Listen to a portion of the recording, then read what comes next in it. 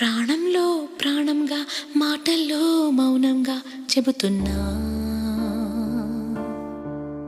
బాధైనా ఏదైనా భారంగా దూరంగా వెళుతున్నా. మొన్న కన్న కల నిన్న విన్న కథ రేపు రాదు కదా జత.